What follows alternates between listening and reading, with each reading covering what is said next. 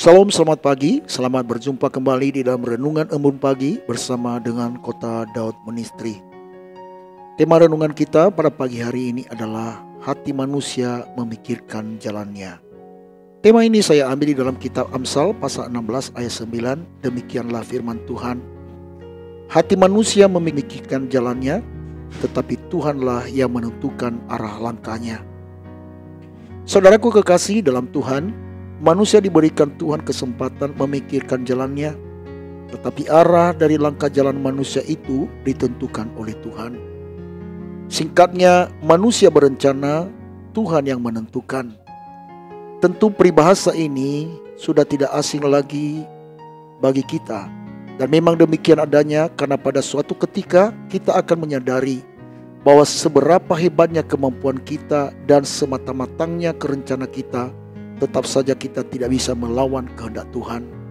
Tidak jarang ada banyak orang yang sudah mengeluarkan biaya dan usaha yang tidak sedikit, namun akhirnya harus berakhir dengan kerugian, karena ternyata itu tidak sejalan dengan apa yang menjadi kehendak Tuhan.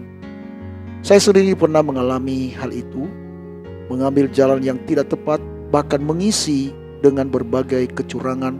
Pada akhirnya semuanya harus habis, dan saya kemudian memulai lagi dari nol.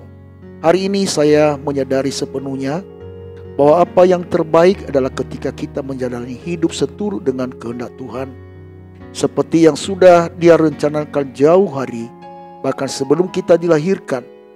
Firman Tuhan berkata di dalam Mazmur pasal 139 ayat 16, berdemikianlah firman Tuhan, matamu melihat selagi aku bakal anak, dan dalam kitabmu semuanya tertulis hari-hari yang akan dibentuk sebelum ada satupun daripadanya.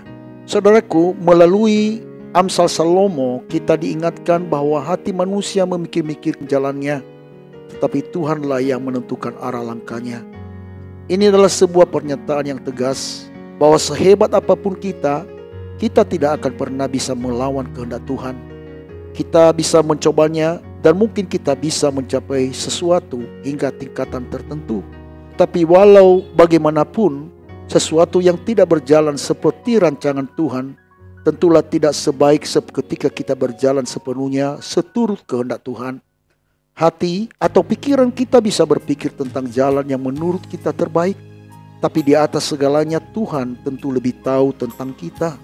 Dia mengerti siapa kita karena Ia yang menciptakan kita.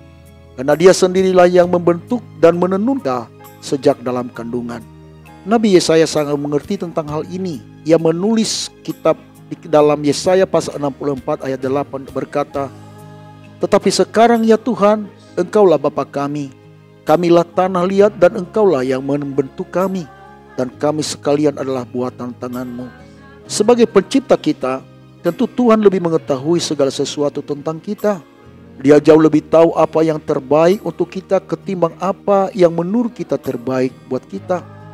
Kabar baiknya, Tuhan memang merencanakan segala rancangan yang terbaik, lengkap dengan segala sesuatu untuk mencapai hari depan yang penuh harapan seperti firman-Nya di dalam Yeremia pasal 29 ayat 11.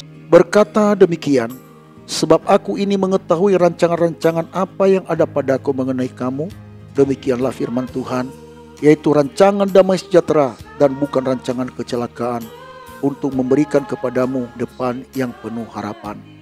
Saudaraku, agar kita tidak melakukan sesuatu yang sia-sia, yang terbaik tentu adalah mengetahui apa yang menjadi rancangan Tuhan buat kita dan berjalan sesuai dengan itu.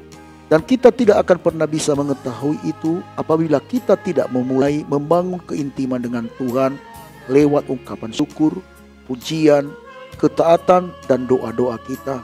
Selain daripada itu, kita harus pula memiliki sikap hati yang mau dibentuk. Rasul Paulus telah mengingatkan agar kita tidak mengeraskan hati dan mau membiarkan Allah untuk membentuk dan mengajar kita.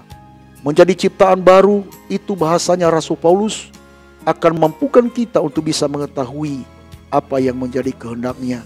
Dalam kitab Roma pasal yang ke-12 ayat 2, Rasul Paulus menulis berkata demikian, janganlah kamu menjadi serupa dengan dunia ini, tetapi berubahlah oleh pembaruan budimu, sehingga kamu dapat membedakan manakah kehendak Allah, apa yang baik, yang berkenan kepada Allah, dan yang sempurna.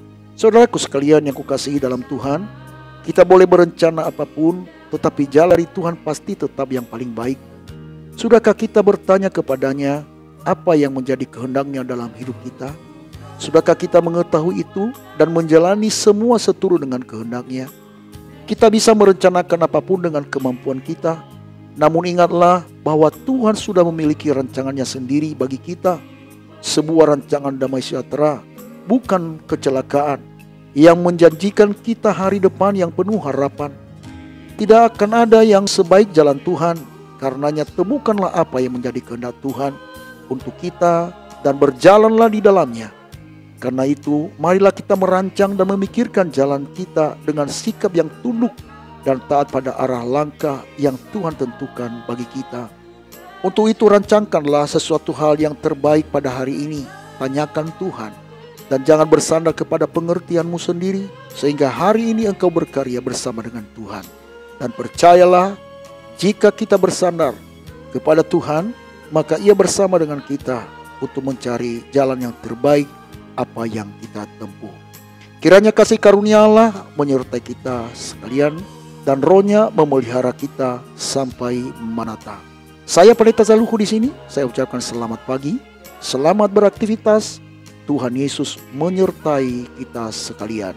Shalom, Maranatha.